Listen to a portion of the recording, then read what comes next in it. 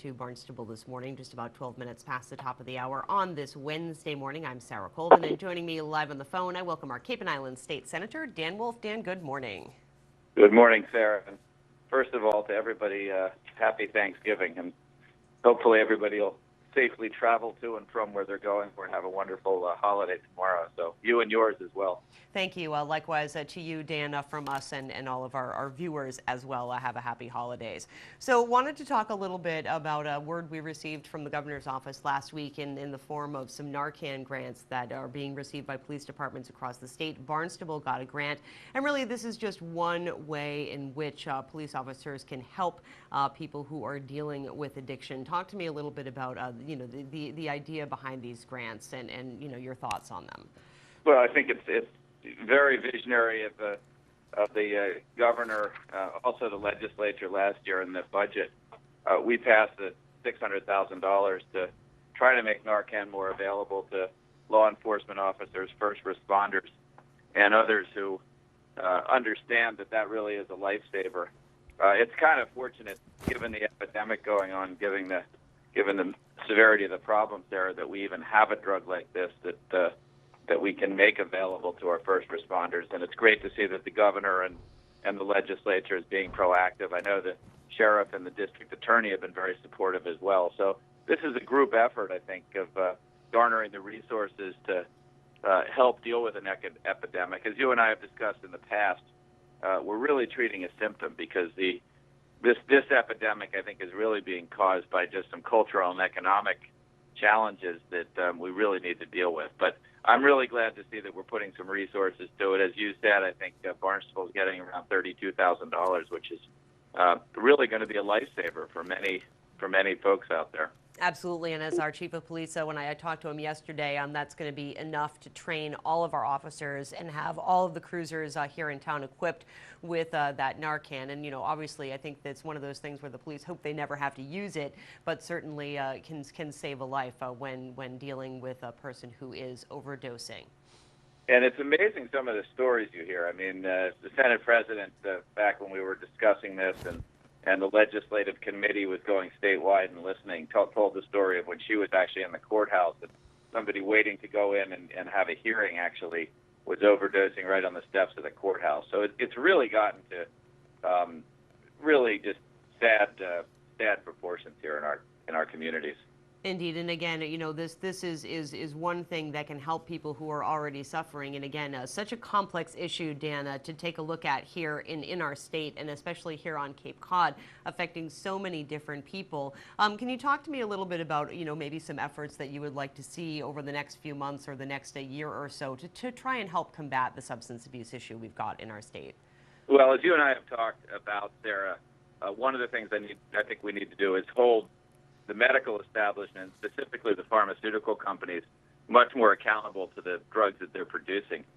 These epidemics are being caused by legal prescription drugs that are just making their way too easily into our communities.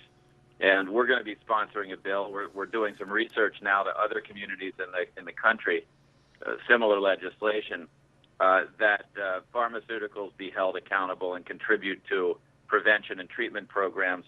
We're also going to look at instituting buyback programs that will allow citizens, rather than having these drugs sit around and make their way onto the street in very dangerous and devastating ways, to actually buy back unused prescriptions. As you know, when you have a tooth pulled or when you have a back situation or some kind of painful situation, you get prescribed oxycodone or OxyContin drugs.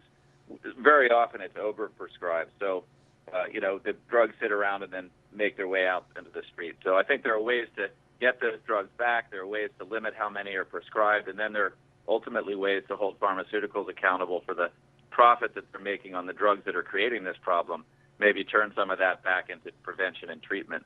In addition to that, there's some great stuff going on in our school system, mindfulness training programs and training programs to help divert kids before they try it or before they get addicted. And a lot of those programs are really proving to be beneficial, and we'll just have to look to fund and expand those programs as well. Indeed, and I think really focusing on that, the prescription aspect of it, the medical aspect of it is really important because, so many things happen, whether the unused drugs end up on the street, or people who might have an injury or dental surgery or who get prescribed this drug end up becoming addicted to it, or young people who see it well, this was prescribed by a doctor, it's in a prescription bottle, what harm can this do? I think that those are all big parts of this epidemic as well. People perhaps have to change the idea of the, I think that we all have in our heads what a junkie looks like, and I think that has kind of changed over the years. It's completely changed, and when you go from it being illegal to being legal and the epidemic gets worse, we have to be innovative and creative as far as solutions. It's another example in which our healthcare system is broken because it's so difficult to get our arms around regulating, and it should be relatively easy to cut down the number of these drugs that are out in our communities, Sarah. It just is going to take resolve, and it's going to take standing up to special interests. Indeed, and certainly there's costs associated with implementing some of these programs, but I think, again, in the long run, the costs that come from a community that is dealing with substance abuse, whether it be a strain on our hospitals, a strain on our emergency rooms, a strain on our health services and our police departments, and just the quality of life, you really have to look at the big picture when it comes to that. Well, and the most important thing is for our youth to have hope. A while ago when we were dealing with the Just Say No program, what I like to say is let's figure out a way for our kids in school to just say yes, and just say yes to something other than drugs. Because one of the things we know is that kids who are engaged in things like athletics or theater, art programs, extracurriculars, politically active kids, are less likely to get into a situation where they're going to become addicted because they're so interested, enthusiastic, and engaged in other things. So there are ways to create programs and create a culture and environment that will help prevent the trying and the addiction to these drugs. And I think that's equally important, and that's going to be really a productive working relationship with our school system. And I think in Barnstable it's a great place to start, but expanding it to the rest of my district makes a lot of sense as well. Absolutely. Well, Dan, I thank you so much as always for joining us today. A pleasure to have you on the program. Again, if I haven't said it, congratulations on your re-election. And we will talk with you again in a couple of weeks. Have a wonderful Thanksgiving.